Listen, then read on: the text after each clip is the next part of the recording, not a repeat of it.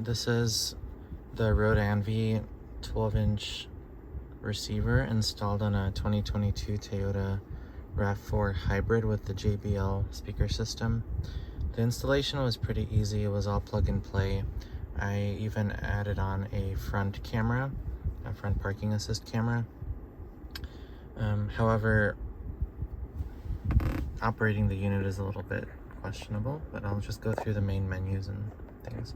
This is the main Android home screen. Usually there's a large map that loads here. Sometimes it doesn't load. And then you can scroll through the options, and this is the third-party app that loads the map. For some reason it's not showing up today. What's nice is that this has all the preloaded geographic data versus Google Maps, which requires Wi-Fi access or a hotspot access to your phone to download the data. So this is a little easier to operate. Just like any Android device, you pull down to go back to the home screen. And here's the front view camera. I did not disable the guided lines. The front view does not trigger when my radar is going off for parking, and then the shortcut disappeared. And that's the thing with the Android portion of this, is buttons kind of come and go, and options sometimes work and sometimes don't. But I can access it again through the direct link, which is right there. I can also switch to my rear view camera. And on the rear view camera, the guidelines do move with the steering wheel. However, I can't change from widescreen to non-widescreen, even if I go through this menu. Right. People were curious about what car options there are. So this is the car information.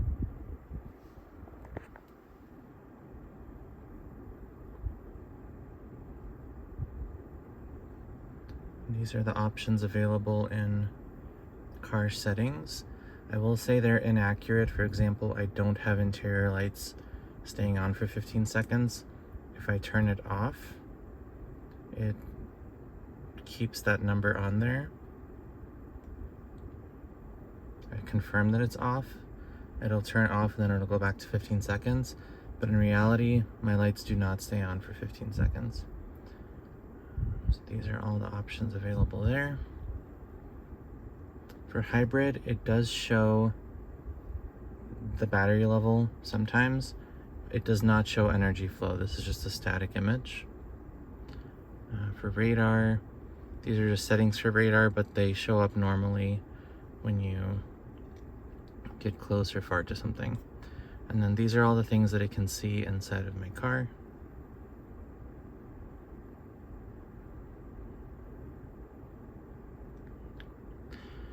If we go to settings, and we go to car settings, base settings that are available.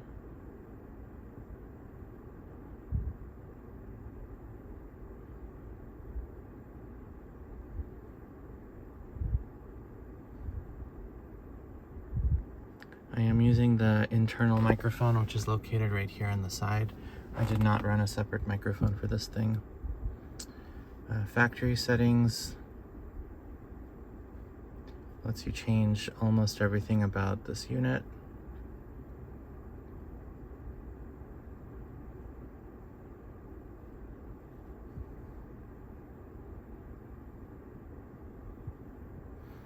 I'm curious if these affect my steering wheel controls, because right now when I switch music, these are backwards. This is to go forward and this is to go backwards. So I'll play with that some more later.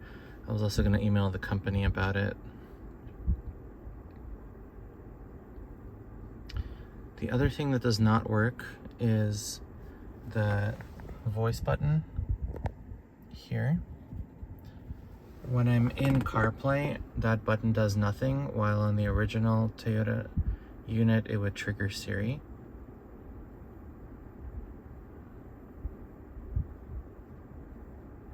You can enable 360 if you have a 360 system installed.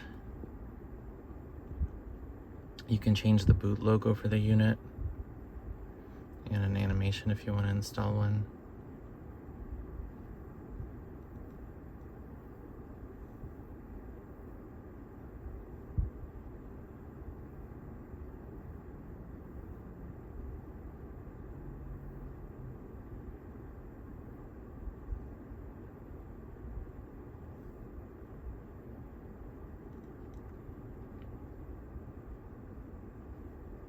And then steering wheel settings, this lets you program buttons, but when I press the buttons on my steering wheel, nothing appears here to be learned, even though they do function when I am in CarPlay mode.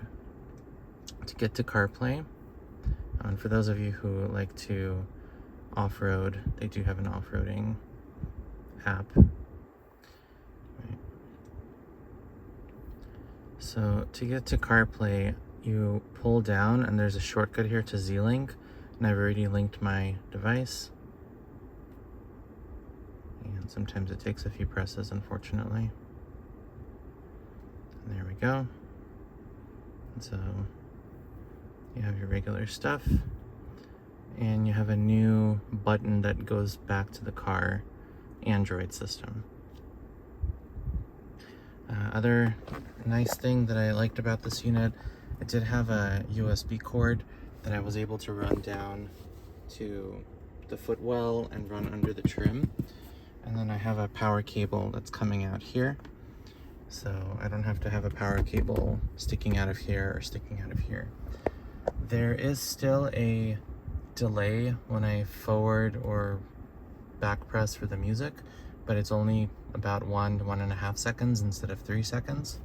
And the unit does load much faster than the original unit, including loading CarPlay.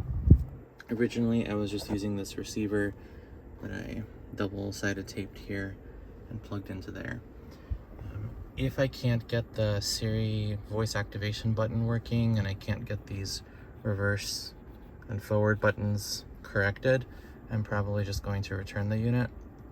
Another thing that happened was while I was driving, it started giving me some audio notifications in, I think it was Italian, but there were no notifications in the notification section as to what they were about.